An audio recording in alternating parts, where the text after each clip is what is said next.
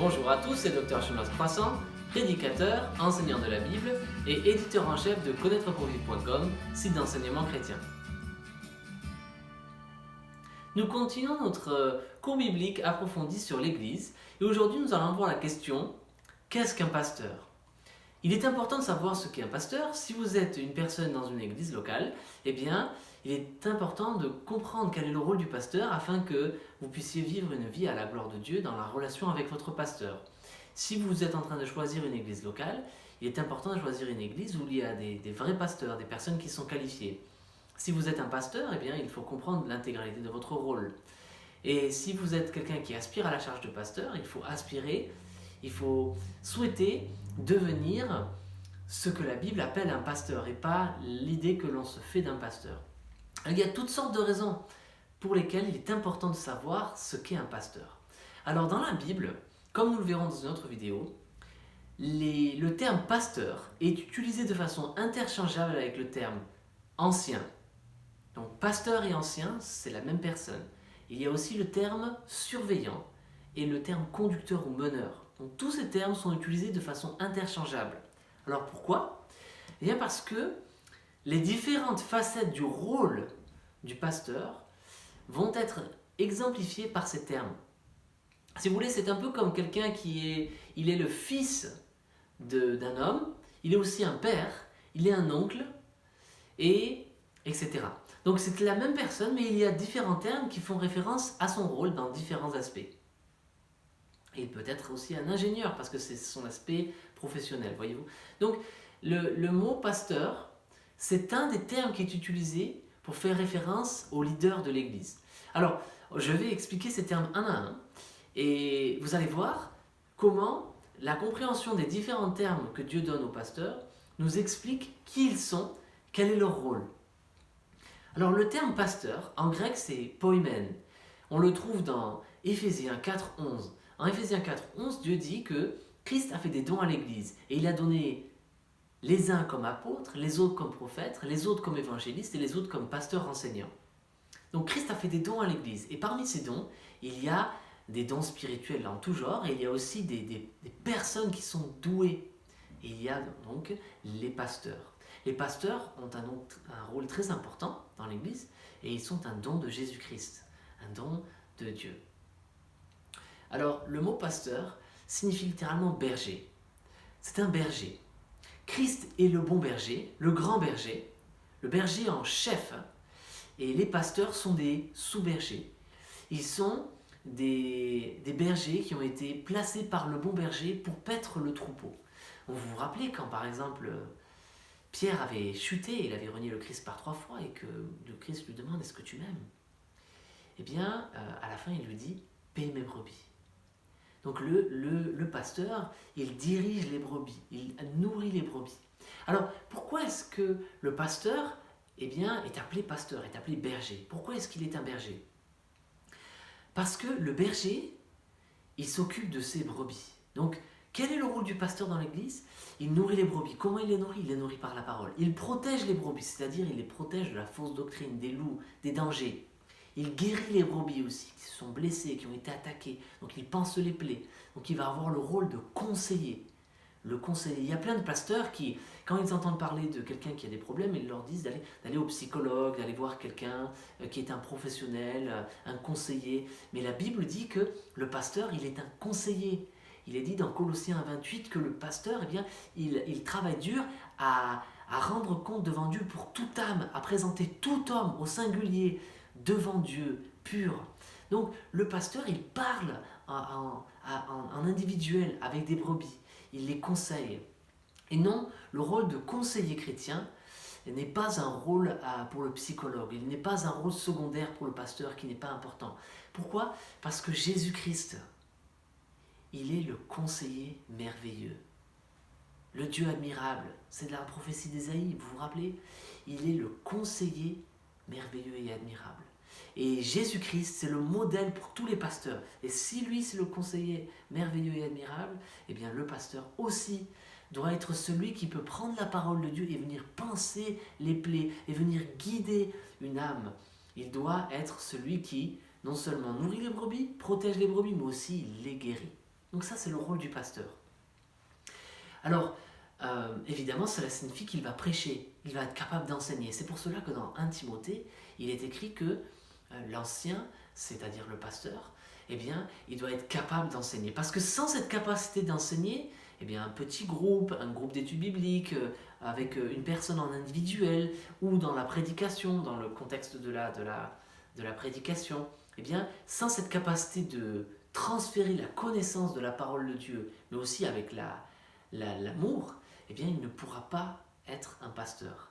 Et une chose très importante pour reconnaître si vous êtes appelé à être un pasteur, c'est vous demander, est-ce que vous aimez les gens? Est-ce que vous aimez les brebis? Est-ce que quand quelqu'un est dans l'erreur doctrinale ou quand quelqu'un souffre, est-ce que vous avez de la compassion? Est-ce que vous voulez aimer cette personne et aider cette personne à l'accompagnement spirituel? Quelqu'un qui n'est pas un berger, eh bien, il ne va pas être suivi par les personnes de la congrégation. Il ne va pas être une aide, il ne va pas être un meneur spirituel, il ne va pas être un berger. Donc un berger, il aime les brebis, il protège les brebis, il nourrit les brebis. Donc c'est le premier terme, le pasteur est un berger. Un autre terme, c'est ancien. Comme je l'ai dit, ces termes sont utilisés de façon interchangeable. Alors le mot ancien, dans le grec, c'est presbyteros. Et ce mot signifie littéralement celui qui est âgé, celui qui est ancien. Mais, si vous voulez, il ne faut pas se méprendre sur ce que signifie ce terme, parce que certains diront que voilà, le pasteur doit être âgé. Vous vous rappelez que quand Jésus enseignait, eh bien, les Juifs ont dit « il n'a pas 50 ans et il nous enseigne ». Donc évidemment, ils se trompaient lourdement. Christ n'avait pas 50 ans, mais pourtant, il était tout à fait qualifié pour être un pasteur. Donc, le mot « ancien » n'est pas un terme qui implique nécessairement un âge avancé. Par exemple, Timothée était un pasteur, il avait un rôle pastoral, bien qu'il était un évangéliste qui plantait des églises, il avait un rôle pastoral, et Paul lui dit qu'il ne devait pas laisser les gens de la congrégation le mépriser pour son âge. Donc quelqu'un peut être un pasteur jeune, 25 ans peut-être, et tout à fait éligible. Pourquoi? Parce que le terme d'ancien, il fait principalement référence à la maturité spirituelle, qui généralement vient avec l'âge, mais pas toujours, comme nous le savons. Certaines personnes sont assez âgées et il n'y a pas de maturité spirituelle, et certaines personnes sont jeunes, mais elles ont une maturité spirituelle. Par contre, évidemment, dans les qualifications pour les anciens, il est écrit qu'il ne doit pas être un jeune converti. Donc certes, quelqu'un qui a 25 ans peut avoir la maturité spirituelle qui le qualifie pour être un ancien, un pasteur, mais s'il est converti depuis 1 an à peine, eh bien, il n'est probablement pas... il n'est pas qualifié puisque le texte dit qu'il ne doit pas être un jeune converti.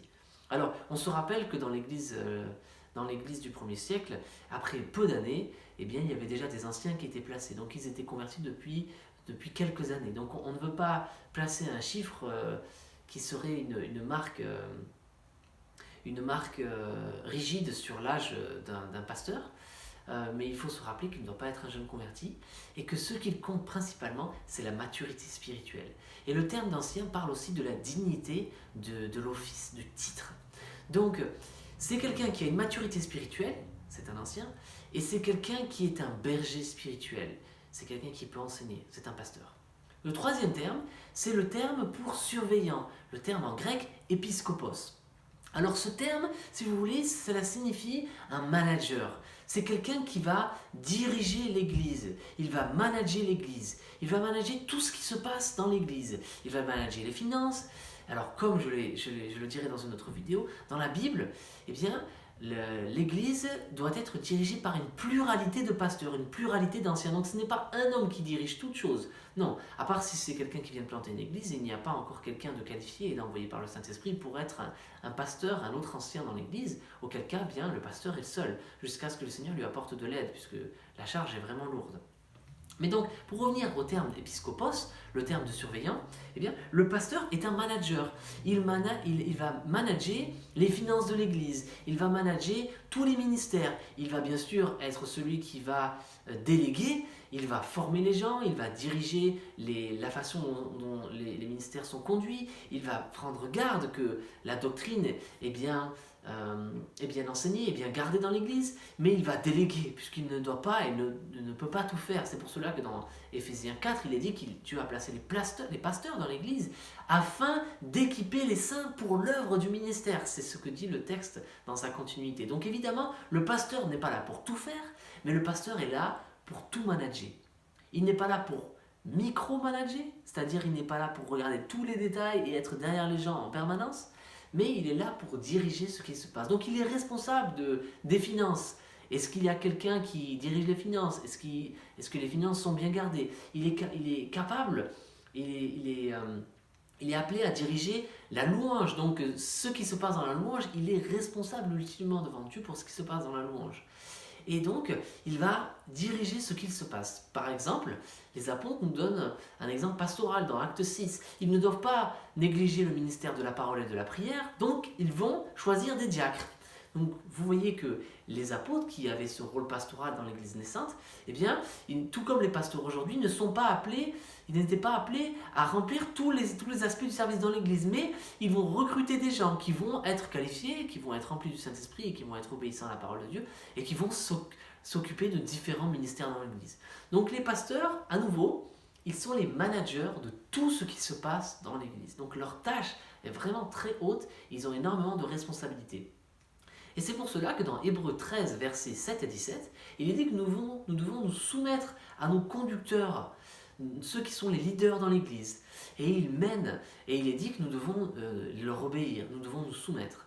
Donc le pasteur, avec ses différents noms, ancien, pasteur, manager, conducteur, surveillant, nous voyons que tous ces termes, eh bien, ils sont un peu comme un diamant. Et différentes facettes de ce diamant nous montrent différents aspects du rôle du pasteur.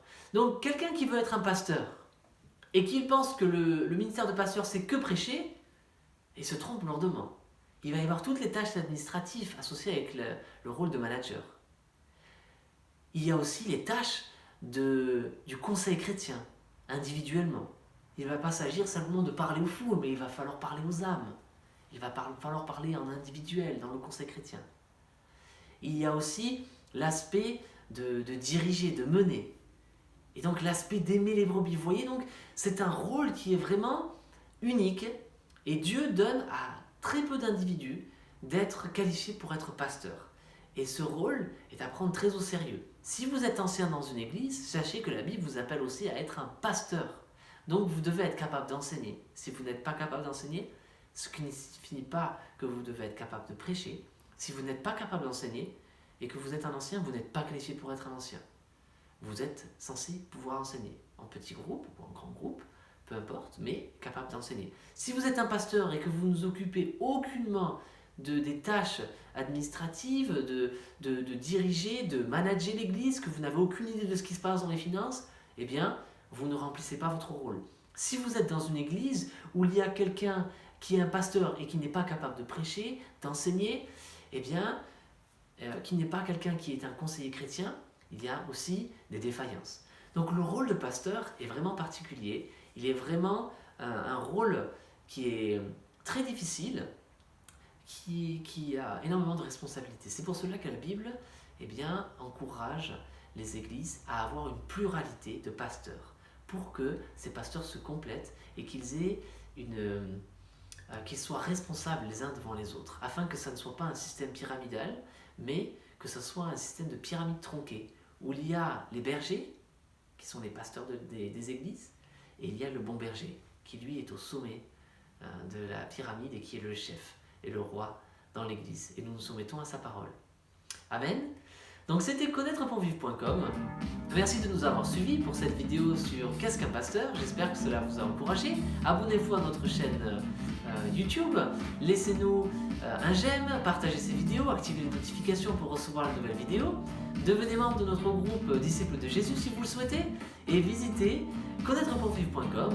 Vous y trouverez des centaines de ressources spirituelles pour vous aider à connaître Dieu et sa parole pour vivre à sa gloire. A bientôt pour de nouvelles vidéos sur l'Église.